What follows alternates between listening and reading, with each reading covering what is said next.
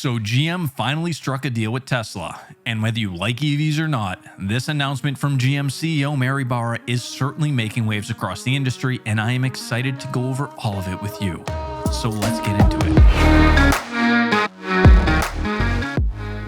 All right, so I'm not sure how many of you heard about the Twitter Spaces meeting between Elon Musk and Ford CEO Jim Farley 2 weeks ago, or right around 2 weeks ago at this point. But during that event, Farley essentially surprised the world by announcing that Ford would be partnering up with Tesla on charging initiatives for its current as well as its future EV vehicles. And I'm guessing that you're probably thinking what I was thinking at the time, which is how does this make any sense when these two companies are rivals in the same field? But I'll get into my thoughts around that in a second.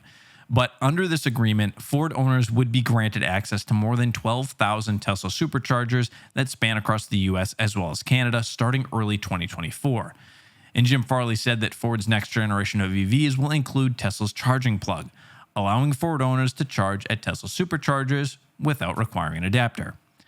Now, fast forward to this past Thursday, and we get another Twitter Spaces event.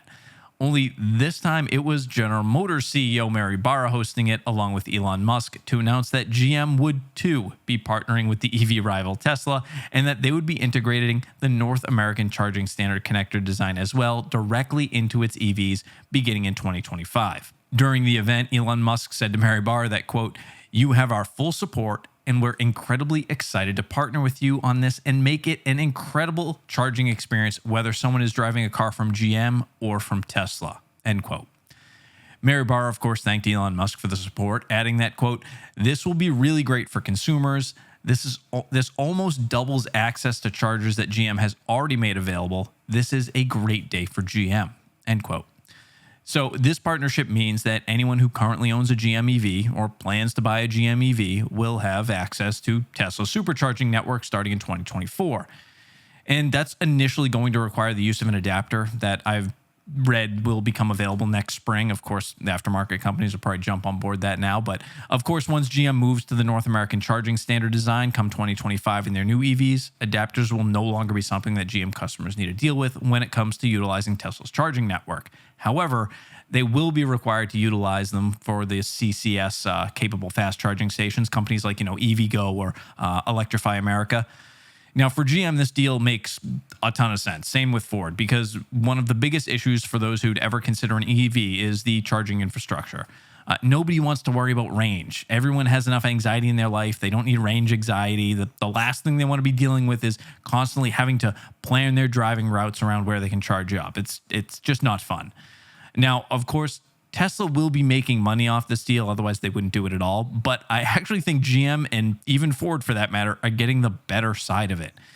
Elon said that these collaborations will be fundamentally a great thing for the advancement of electric vehicles in North America, saying that, quote, "The most important thing is that we advance the electric vehicle revolution," end quote. But the reason I think GM and Ford are getting sort of the better side of this deal is because I think many EV buyers end up leaning towards Tesla because of their charging network and the exclusivity of that network. With this new partnership, someone who may have been wanting a GM EV but instead planned to go with a Tesla because of their network and charging infrastructure may go back to wanting that GM EV, especially when it comes to like trucks. Now, I'm not saying that it's a terrible deal for Tesla, especially if and when all the other automakers decide to make a deal with them as well, which I would expect them sort of all to do in the very near future in order to get that edge as well. But it's just so strange to see rivals working together like this and seeing Tesla giving up one of its brand's biggest benefits. Personally, I would have loved to see the CEO's like pros and cons list as these deals were being struck. But Ford and GM and Tesla stock have all seen green numbers since these announcements were made. So obviously the market is really happy with the news. And maybe Tesla just thinks we need more EV adoption across the board, and that will be good for everyone. But let me know what your thoughts are on this. I know my core audience pretty well, so I'm sure there's going to be plenty of EV hate in the comments section, a whole bunch of political arguments and all kinds of stuff. I just like to talk cars.